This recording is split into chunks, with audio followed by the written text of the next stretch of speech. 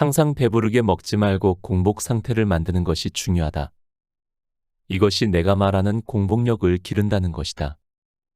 공복이라고 하면 헝그리 정신을 떠올리거나 너무나 고통스러운 일이라고 생각하는 사람이 많을 것이다. 이것은 우리가 언제나 배를 가득 채우는 데 익숙해져서 조금이라도 배가 고프면 즉시 뭐라도 먹어야 하는 생활을 하고 있기 때문이다. 하지만 내가 말하는 공복력은 결코 고통스러운 것이 아니다. 물론 지금까지 하루 세 끼를, 그것도 배가 잔뜩 부를 때까지 먹었던 사람이라면 처음 얼마간은 다소 힘들 것이다. 그러나 공복 상태에 조금씩 익숙해지면 된다. 그러면 공복력이 길러진다. 공복력이 생기면 몸 상태가 좋아지고 상쾌한 기분이 든다. 이것은 공복 상태가 자연 그대로의 상태에 들어맞기 때문이다. 오랫동안 인류에게는 공복 상태를 견디는 것이 자연스러운 행위였다. 공복력이 생김으로써 얻어지는 효과는 막대하다.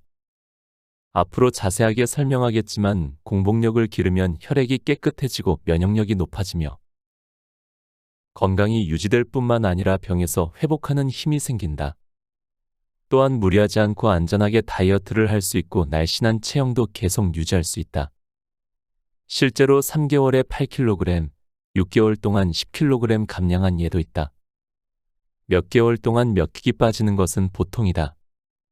이제부터 차례대로 공복을 어떻게 유지하는지, 공복은 어떤 힘을 가졌는지 들어보자. 책을 곁에 두고 좋은 흔적을 남기는 채널, 책 곁에 두고입니다. 첫 번째, 공복 시에 체온이 올라가고 병이 낫는다.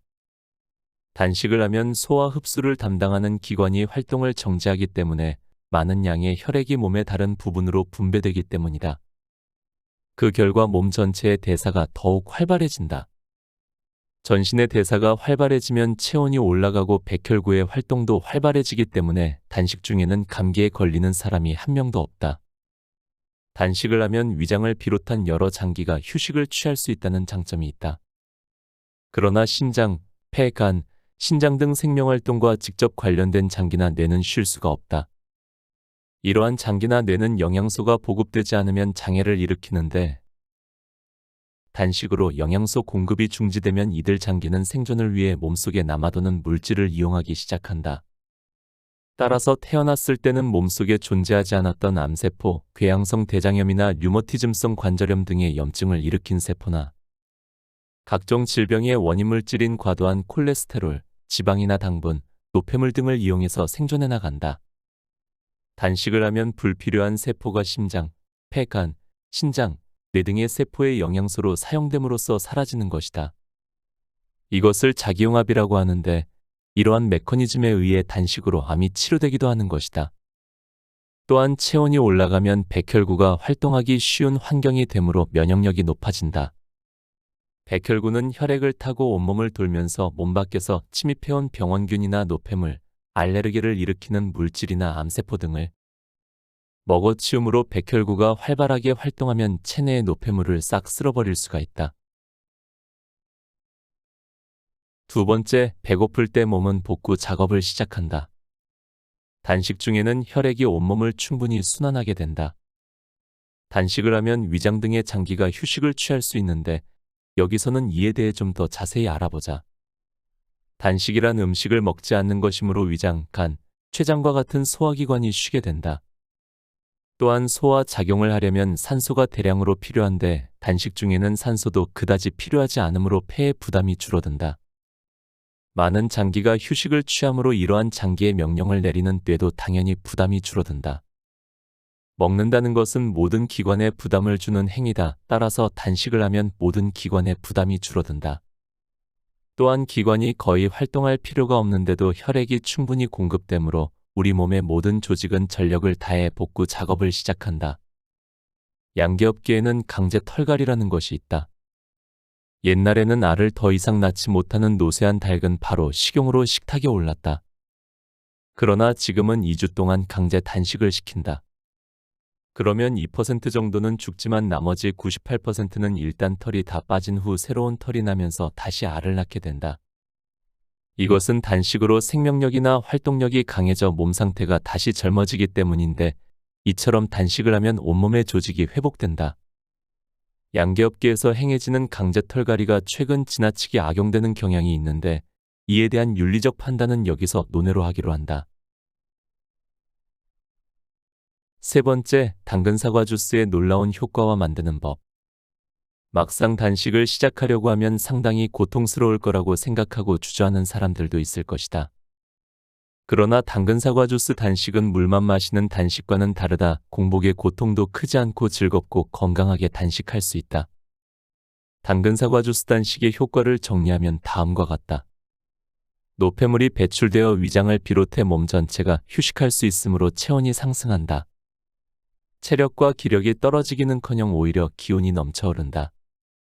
당근 사과 주스에 함유되어 있는 당분, 비타민류, 미네랄류가 병으로 상한 세포를 회복 재생시키는 데 도움이 된다. 당근 사과 주스와 생강홍차 만드는 법. 재료는 중간 크기의 당근 2개, 합쳐서 400g 정도와 사과 1개, 300g 정도다. 이것으로 당근 사과 주스 약 3잔을 만들 수 있다. 당근과 사과는 깨끗이 씻어서 적당한 크기로 자른 다음 껍질과 씨는 그대로 둔 채 주서에 간다. 이때 믹서가 아니라 반드시 주서를 사용하도록 한다. 믹서는 수분을 어느 정도 넣어주어야만 회전하는 데다 주스와 찌꺼기를 분리할 수 없으므로 100% 순수한 주스를 만들지 못한다. 이것이 기본적인 방법이지만 냉증이 있는 사람은 사과 양을 줄이도록 한다. 주스는 만들어서 즉시 먹는 것이 좋다. 여의치 않은 경우는 냉장고에 넣어둔다. 아침에 만든 것을 저녁에 만든 것을 다음날 아침에 마시는 정도는 괜찮다. 이때 주스에 레몬을 짜서 넣어두면 산화를 방지할 수 있다. 생강홍차는 당근 사과 주스보다 만드는 법이 더 간단하다.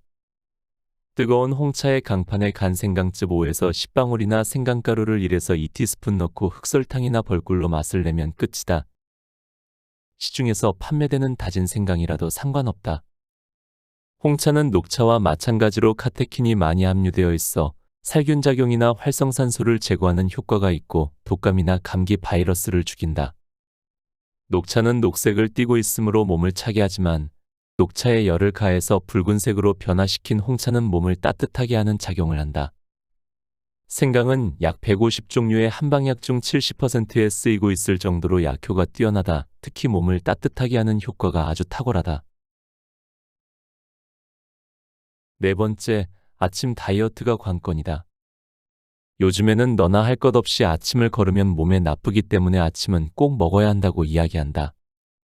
아침은 반드시 먹어야 한다고 주장하는 학자나 연구자들은 뇌를 비롯한 우리 몸의 장기가 활동하기 위해서는 당분이 필요하다는 점을 이유로 들고 있다. 물론 당분이 부족하면 온몸이 나른해지고 뇌가 제대로 활동하지 않는다. 따라서 아침 다이어트에서는 당근 사과 주스를 마시도록 한다. 아침 식사로 자연 그대로의 포도당과 과당을 충분히 함유한 당근 사과 주스를 마시면 아침 다이어트로 인한 문제가 모두 해결되기 때문이다. 회사 경영자들의 모임에 강연자로 초대되었을 때 한 사람이 자신의 경험담을 들려주었다. 예전에는 아침에 식욕이 없어 차 한 잔만 마시고 출근했다고 한다. 그래도 아무런 문제 없이 업무에 전념할 수 있었다. 그런데 60세가 지날 무렵부터 건강을 위해서는 아침 식사가 중요하다는 부인의 권유에 따라 무리해서 아침을 먹기 시작했다. 그러자 오전 중에 권태감을 느끼고 조는 일이 많아졌다고 한다. 우리가 음식을 먹으면 음식을 소화시키기 위해 혈액이 위장에 몰린다. 따라서 다른 조직으로 흐르는 혈액은 줄어든다. 그 결과 졸음이 오거나 나른함을 느끼는 것이다. 성장기를 끝낸 연령이라면 아침은 먹지 않거나 먹더라도 아주 가볍게 끝내는 편이 좋다. 한 가지 주의해야 할 점은 아침을 굶어서 배가 고프다는 이유로 점심에 과식을 해서는 안 된다는 것이다. 아침 다이어트 후에 점심 식사는 조금 모자란 듯이 먹도록 한다. 다섯 번째, 저녁은 무엇을 먹든지 상관없다. 하루 식품 섭취량 중 곡물 60%, 채소와 과일 30%, 동물성 식품 10% 비율을 지키는 한 아침과 점심에만 주의하면 저녁은 무엇을 먹든지 상관없다. 단, 이왕 먹을 바에는 체내의 노폐물을 배출하는데 더욱 효과적인 메뉴로 하는 편이 좋다. 따라서 흰쌀보다는 현미, 여기에 밤, 귀리, 보리, 피 등의 잡곡을 섞으면 더욱 이상적이다. 현미는 각종 비타민과 미네랄, 식물성 지방이나 단백질을 함유하고 있고 식이섬유가 상당히 풍부하다. 현미에는 검은 깨소금을 뿌려 먹으면 더욱 좋다. 깨는 고대부터 불로장생 식품으로 귀하게 여겨왔으며 필수 아미노산이 많이 함유되어 있다. 뿐만 아니라 검은 깨는 몸을 따뜻하게 해서 위장 활동을 활발히 하고 배설작용에도 뛰어난 효과가 있다. 현미가 입에 맞지 않는 사람은 흰쌀에 검은 깨소금을 뿌려 먹어도 충분히 효과적이다. 중요한 것은 천천히 꼭꼭 씹어 먹는 것이다. 6번째, 이렇게 먹으면 의사가 필요 없다. 아침이나 점심을 거르고 하루 2끼를 먹거나 저녁 1끼만 먹는다고 해도 하루 섭취량이 전과 같다면 오히려 살이 찌게 된다. 예를 들어 하루 2000kcal를 3번 나눠서 먹는 것보다 2번 나눠서 먹는 편이 살이 찐다. 한 번에 많은 양을 먹으면 영양분을 흡수하기 쉬우므로 그만큼 지방이 쉽게 쌓이기 때문이다. 중요한 것은 전체 식사량을 줄이는 것이다. 식사량을 줄이면 더욱 건강해질 뿐만 아니라 살이 찔 염려도 없다. 그러나 인간은 병에 걸려 식욕이 떨어지거나 열이 나서 아무것도 먹지 못할 때를 제외하고는 먹는 것을 본능적으로 거부할 수가 없다. 그러니 먹을 것이 풍부한 현 시대의 과식 때문에 병을 얻게 되는 것은 어쩌면 당연한 일이다. 일본 속담에 모자란 듯 먹으면 병이 없고 넘치게 먹으면 의사가 끊이지 않는다는 말이 있다. 과식으로 병에 걸리고 의사는 그 덕에 먹고 산다는 의미다. 이미 옛날 사람들은 과식의 해로움과 소식의 유익함을 인식하고 있었던 것이다. 한편 음식을 먹으면 혈당치가 올라가는데 올라간 혈당치를 낮추는 역할을 하는 호르몬은 인슐린 하나다. 반대로 배가 고파 후들거릴 때 혈당치를 높이는 호르몬은 여러 종류가 있다. 인간의 몸은 공복 상태를 잘 견딜 수 있도록 만들어져 있는 것이다. 7번째, 이런 병에는 단식이 맞지 않다. 단식요법은 지금까지 이야기한 바와 같이 여러 가지 병에 효과적인 방법이다. 그러나 단식이 만병통치는 아니다. 다음과 같은 상태거나 증상이 있는 사람은 단식이 오히려 건강을 해치는 경우도 있으므로 주의하도록 한다. 결핵이나 안말기, 이미 상당히 진행된 당뇨병 등으로 심각하게 쇠약해진 사람. 체중이 남성은 40kg 이하, 여성은 35kg 이하인 경우. 위12지궤양, 궤양성 대장염 등으로 출혈이 아주 심한 상태. 협심증, 심근경색, 부정맥 등으로 약을 복용 중인 사람. 활동성 간염인 사람, 자궁근종이나 난소낭종의 크기가 큰 경우. 정신병으로 치료를 의식하지 못하는 사람이나 치매가 진행된 사람.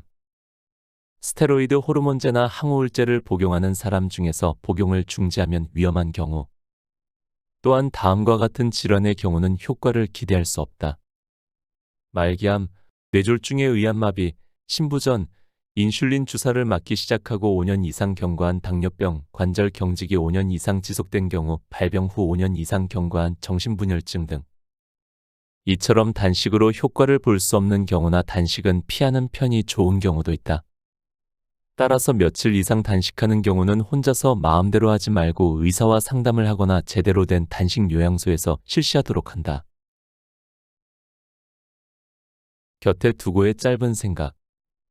백화점이나 어딜 들어가도 기침을 하는 사람이 굉장히 많습니다. 날씨가 갑자기 추워진 데다 독감이 한창 유행이기 때문이죠. 근데 다른 면으로 본다면 사람들의 면역력이 그만큼 낮아졌다는 이야기이기도 합니다. 저 또한 환절기만 되면 어김없이 감기에 시달립니다. 어떻게든 면역력을 높이기 위해 여러 책도 살펴보고 운동도 꾸준히 합니다. 그 중에 자신에게 맞는 방법이 있다고 생각합니다.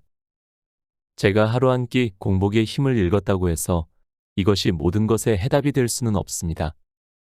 독서를 실천으로 바로 옮기는 태도는 꼭 필요하지만 그것을 무조건 옳다, 그르다의 관점으로 바라보는 건 굉장히 위험한 태도라고 생각합니다. 책 곁에 두고 채널을 보면서 여러분에게 작은 그리고 좋은 흔적을 남겼으면 합니다. 여러분의 건강하고 밝은 하루를 진심으로 응원합니다. 오늘도 함께 해주셔서 감사합니다. 책, 하루 한 끼 공복의 힘을 읽고